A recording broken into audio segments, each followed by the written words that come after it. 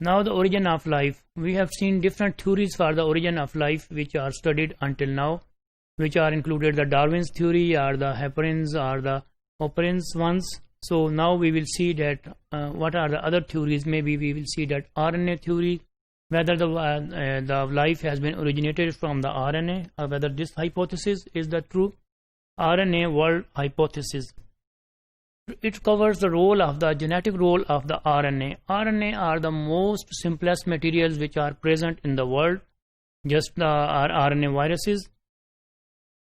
RNA world hypothesis proposes that the life based on the ribonucleic acid predates the current world. It means that ribonucleic acid was the first thing which has originated in this world, and then life based is on deoxyribonucleic acid. All of us we know that life is based on the DNA, RNA and the other proteins. So first the RNA originated, and then the DNA, and then the other proteins came into the origin. RNA is able to both store the genetic information like DNA and catalyze the chemical reactions like an enzyme. Of course, the RNA is quite able to store the genetic information and to replicate. It may have supported the pre-cellular life and have been major step towards the cellular life. In the acellular life or the pre-cellular life, the RNA was present, and it has the most important in even the cellular life.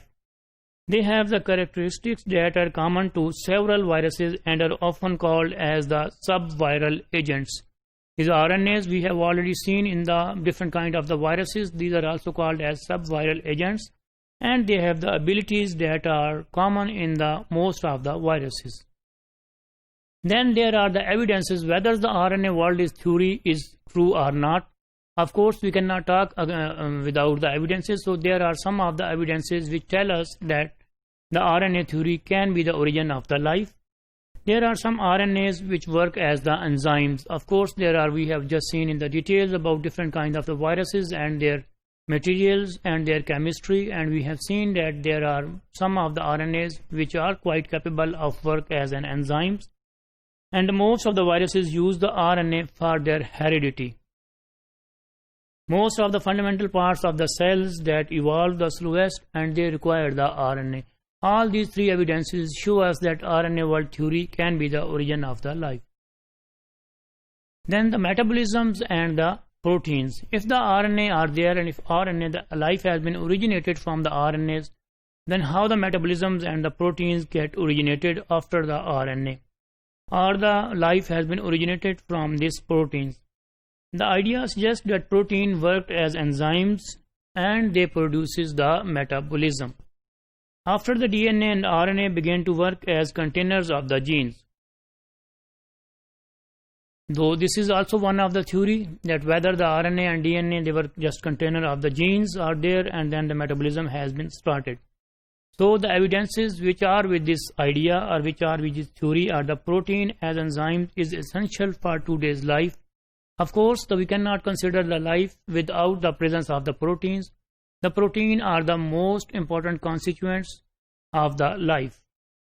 Amino acids are formed from more basic chemicals in the Miller and Urey experiments. Of course, the amino acids are the constituents of the proteins. And then they deny the idea because proteins cannot copy themselves. So this is the explanation of them that the proteins, if the proteins cannot copy themselves, that cannot be the origin of the life. However, the RNA may be the origin of the life, but the proteins, they are unable to copy themselves, they are unable to replicate. Then the lipids. Whether the life has been originated from them, this is a little bit kind of the theory, but still the theory is there. In this scheme, membrane made of the lipid bilayers were rely early on, and then organic chemicals are enclosed, more chemical biochemistry is possible.